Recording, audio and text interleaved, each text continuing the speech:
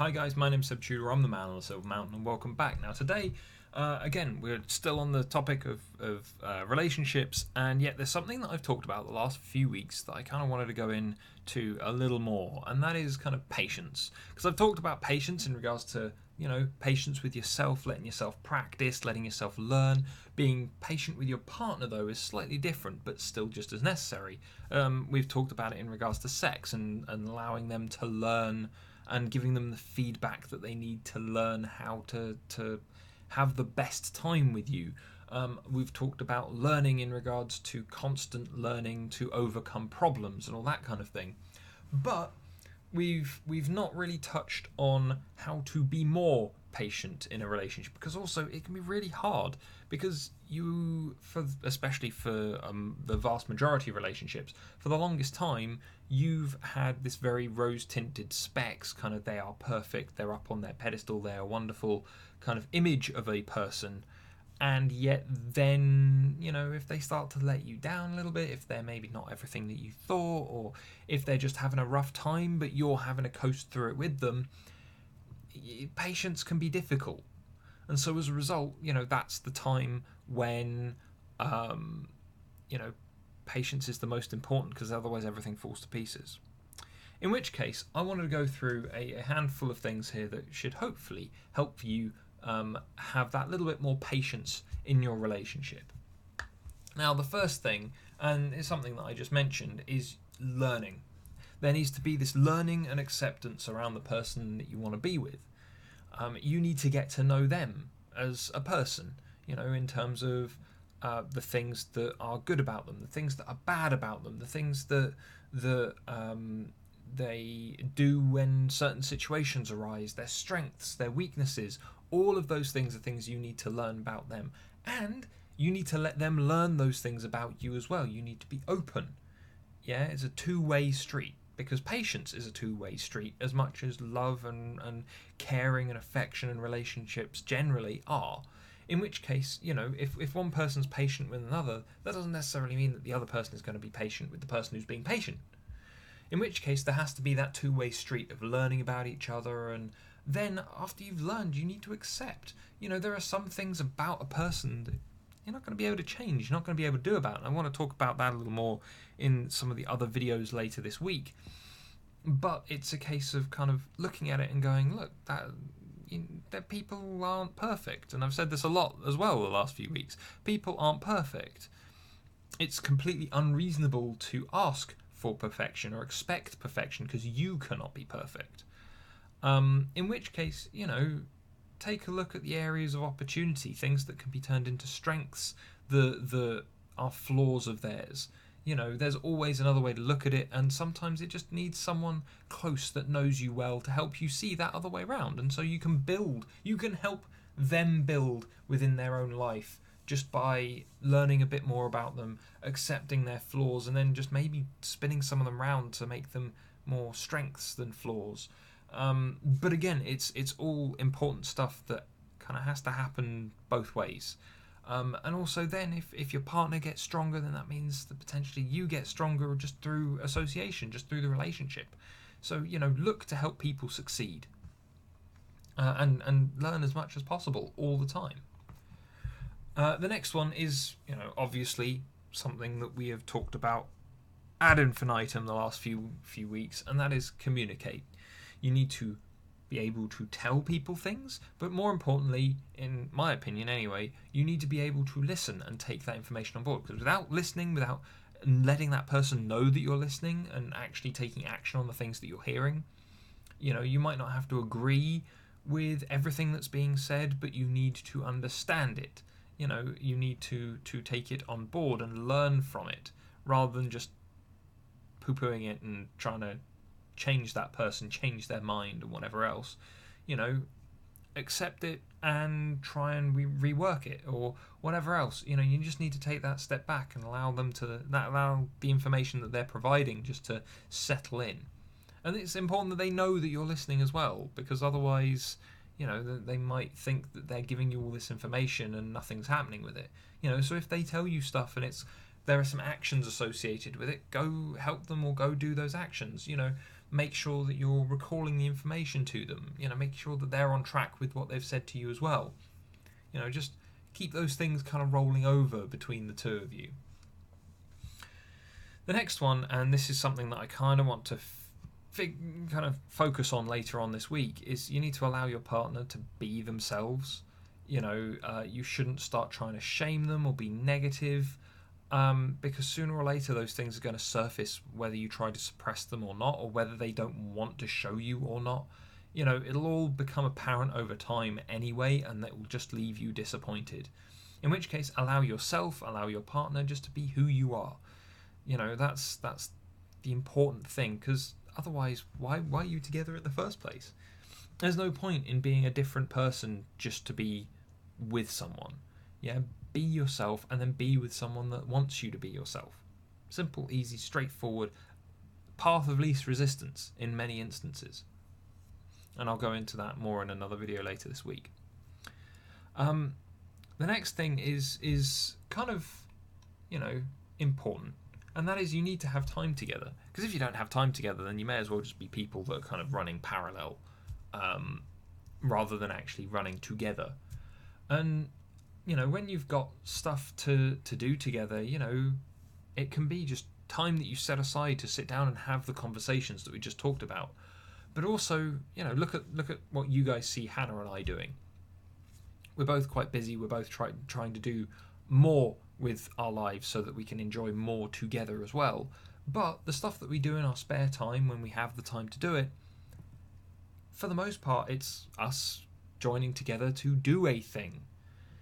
Even with the us killing each other in Conan Exiles that you guys have been watching the last few weeks, it's still a case of, we're doing it together for a common goal of seeing which of these builds that I've come up with and that she's used and that I've been using, which of those things are the best for us, which ones do we like the most, which ones are most helpful in certain situations.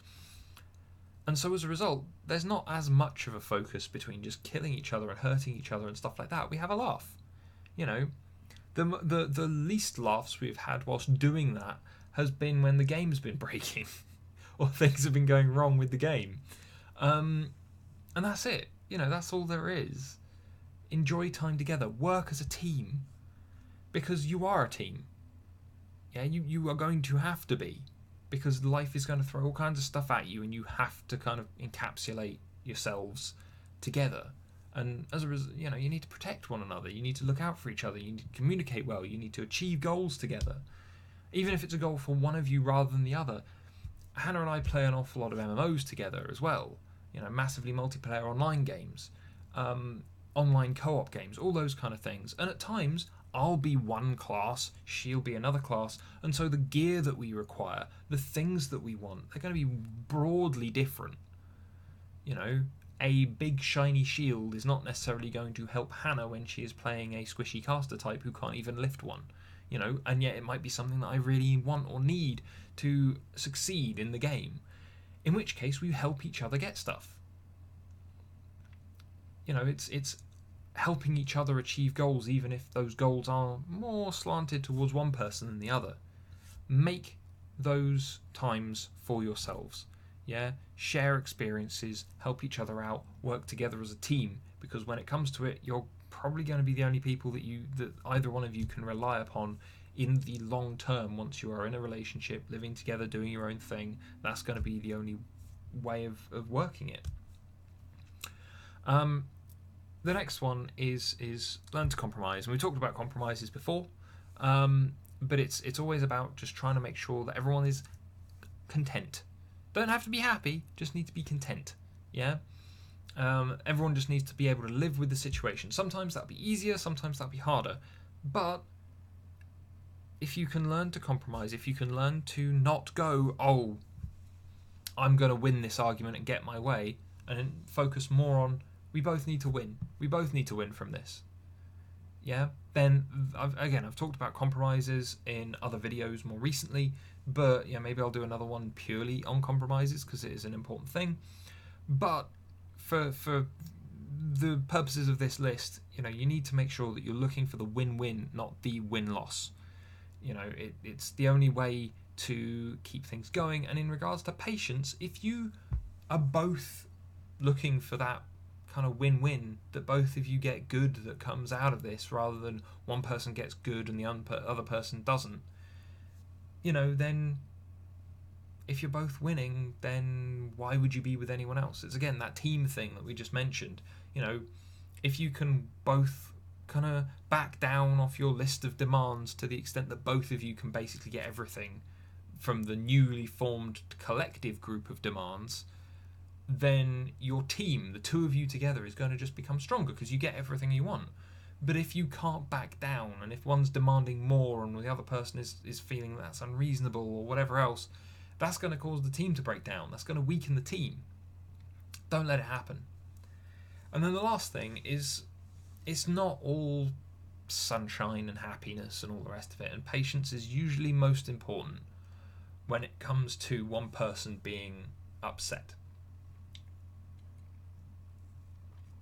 When one person has had a bad day and they need to vent and they need to just blow everything at you, that's the time when it can be really hard to not snap back, not exacerbate the situation, not to get angry yourself. And the way not to is through the application of patience. And the way that you do that, the way that you improve your patience for those situations, is to just not join in. It can get on your nerves, it can be really upsetting and irritating depending on what they're saying.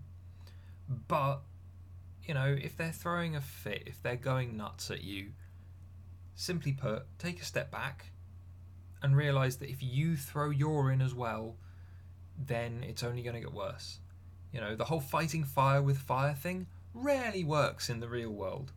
If you set fire to a forest fire, you don't then necessarily set fire to every other surrounding area of forest to stop that fire and prevent more damage. You try and extinguish the fires, and the way you do that is by throwing the opposite on it. You use suppressants and things like that to stop that blaze from burning rather than anything else. Controlled burns of things like that are obviously the real world equivalent of fighting fire with fire as a more preemptive measure, but what we're talking about here is in the moment.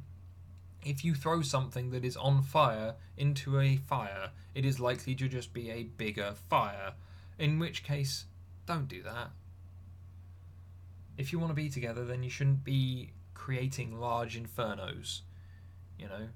You should be allowing one person to control burn themselves out and let new things grow from the ashes, rather than both of you burning out and potentially kind of scouring the place that you're in. Let them vent, let them throw it all out and everything, and then wait for them to cool off, and then go and have a discussion about it. Go and talk about it calmly. It can be tough, or it can be really easy potentially. But one of the main questions that I would ask myself if that was about to happen, if someone came at me and they were being really upset and all the rest of it, is, does this matter to me? If what's being complained about doesn't matter to me, then it should be really easy for me to take that step back, give them that space to just vent, get it out of their system, cool down, and then talk. If it does matter to you, then, it might be a case of making sure that things are factually stated, or that it makes sense. But beyond that, again, keep in mind that it's better to step back and let the venting happen and then address it, rather than just flipping out too. And no one's perfect. No one is going to get this right every time. There are going to be times when it's just hit a nerve, and so as a result both of you blow up at each other. That's fine. It's going to happen. It can potentially be really healthy when it does happen. Arguments and stuff in relationships are pretty healthy, all things considered, as long as they aren't so explosive that people start getting hurt and things start going wrong. In which case, don't join in the upsets as best you can, but when it happens, let it happen, resolve it once they've cooled down, that kind of thing. But anyway, guys, I hope you found this interesting. Are there any things that you would add to this list of things to help build patience in a relationship? But otherwise, thank you very much for watching, and I will see you in the video later. Take care. Thank you very much for watching, guys. If you enjoyed this video, then please drop us a like, share this video, and subscribe for more. And I'll see you in the video later. Take care.